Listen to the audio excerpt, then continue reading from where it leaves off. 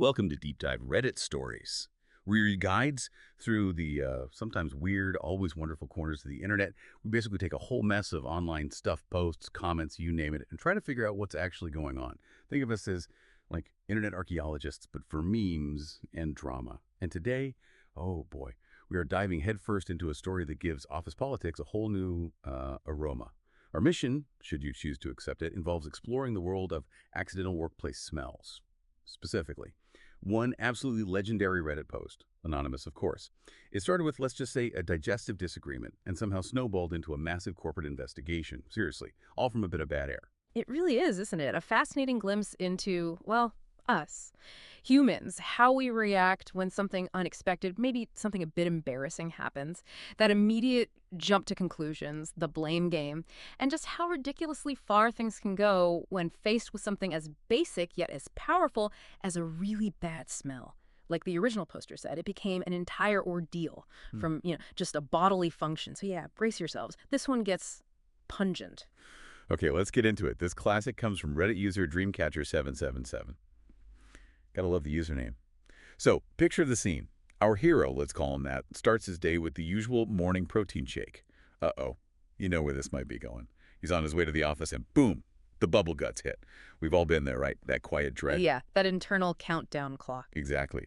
And then, the critical moment. He's taking the stairs, maybe for exercise, maybe avoiding Brenda from accounts, who knows, and he ripped a huge fart.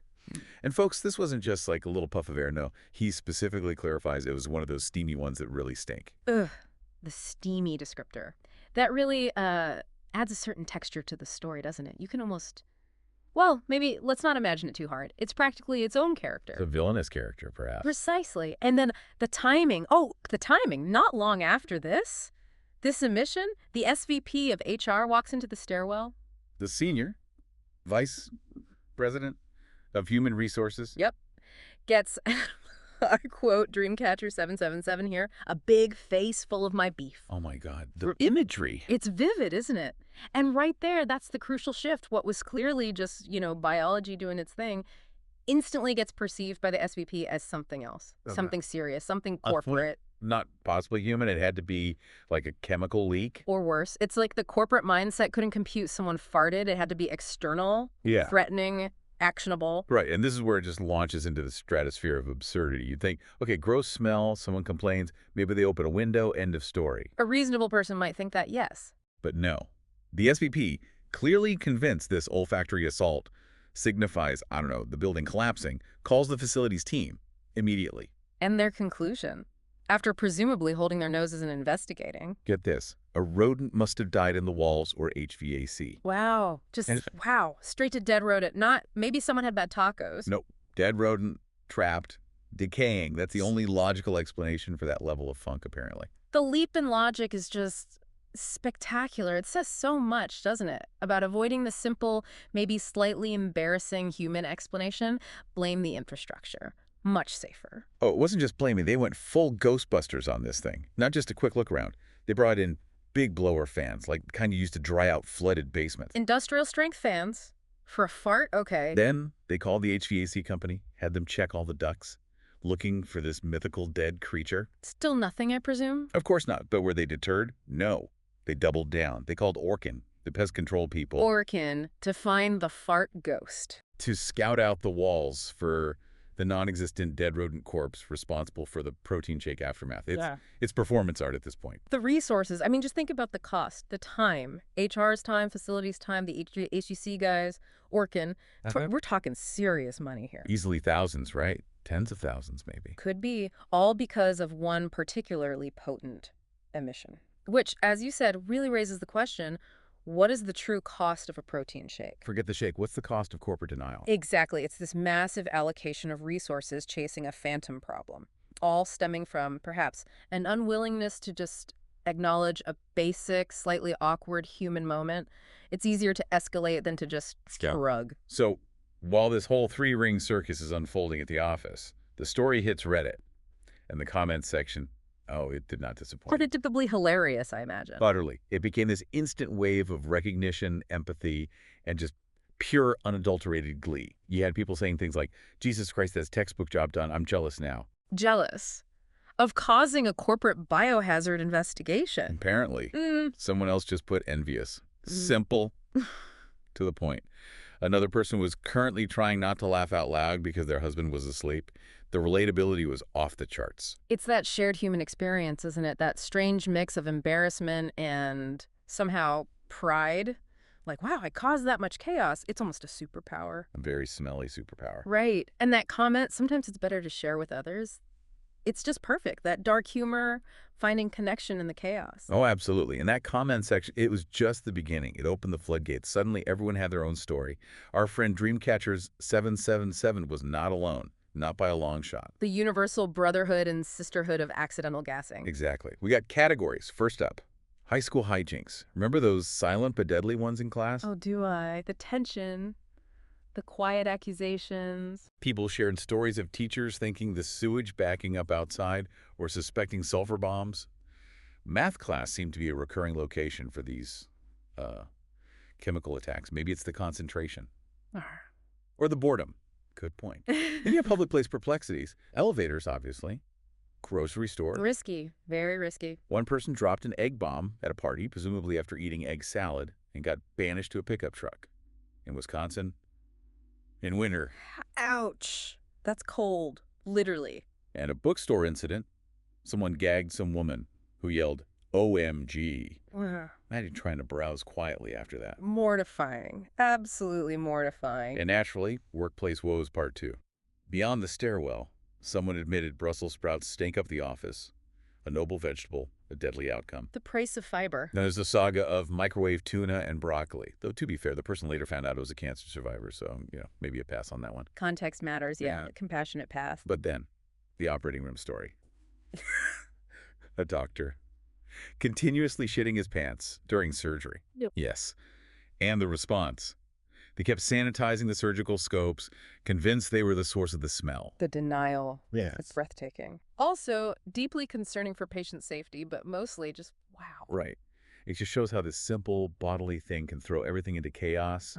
Social norms, gone. Rational thought, out the window.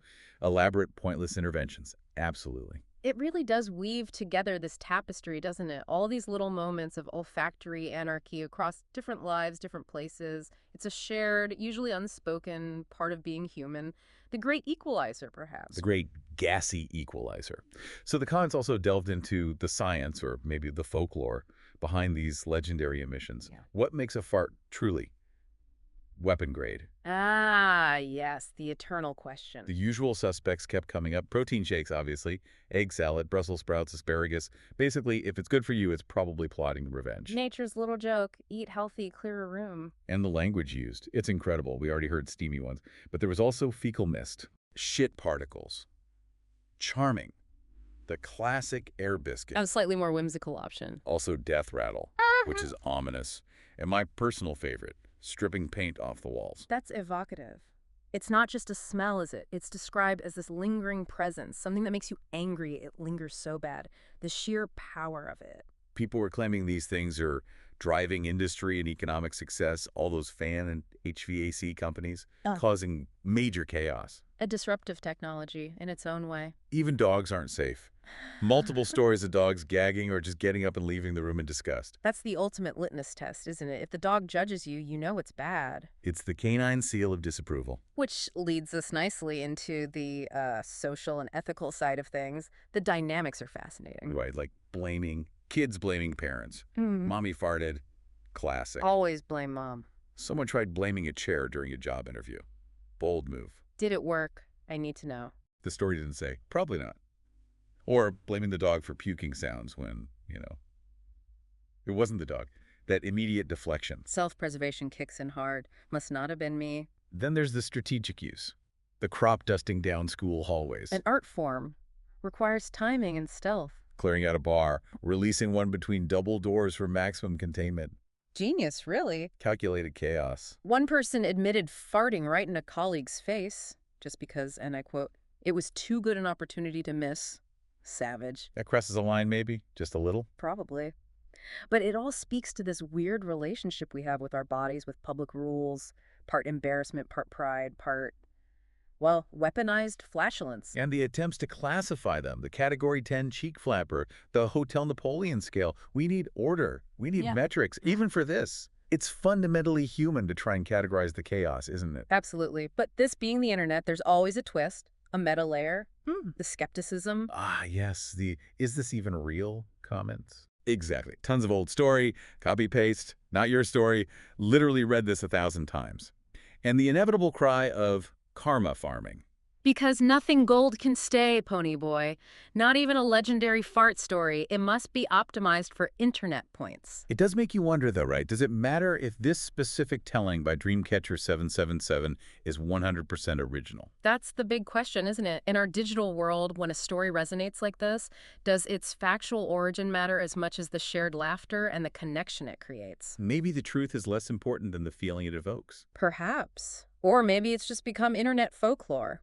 We see comments about stolen accounts with bots, or suggestions to add some flavor and flair for the next retelling. It's like a critique of how content gets endlessly recycled online. Even content about, Well, this. especially content like this. It's so relatable, it's bound to be retold, embellished, adapted. It becomes a kind of modern myth, the myth of the stairwell stenchinator. Okay, so emerging from this fragrant deep dive, what's the takeaway? Besides maybe avoiding protein shakes before important meetings. Maybe. It feels like we learned that something incredibly mundane, incredibly human can have these absolutely wild ripple effects. Corporate meltdowns, internet fame, a million shared laughs. It really highlights the absurdity sometimes, doesn't it? The complex systems we build and how easily they can be disrupted by something fundamentally simple and kind of gross. It's almost inspiring, in a weird way, the power we hold within. Let's maybe not call it inspiring, but definitely revealing. And here's a final thought for you to mull over. How often in our own lives, or maybe in our workplaces, do we see these huge, complicated solutions being thrown at problems? Because nobody wants to admit the simple, maybe slightly embarrassing truth. Like blaming the software update when you just forgot your password. Exactly, or, calling Orkin for a fart. Sometimes, acknowledging the simple reality, even if it's awkward, could save a whole lot of trouble. And money. A profound thought, delivered via a story about flatulence. Only on Deep Dive Reddit Stories. We hope you enjoyed this unique exploration. If you did, hey, why not subscribe? And definitely leave us a comment, got your own legendary odor stories. We genuinely want to hear them, for science. For science, absolutely. Until next time, keep diving deep, maybe open a window, and definitely take the stairs. You never know what might happen.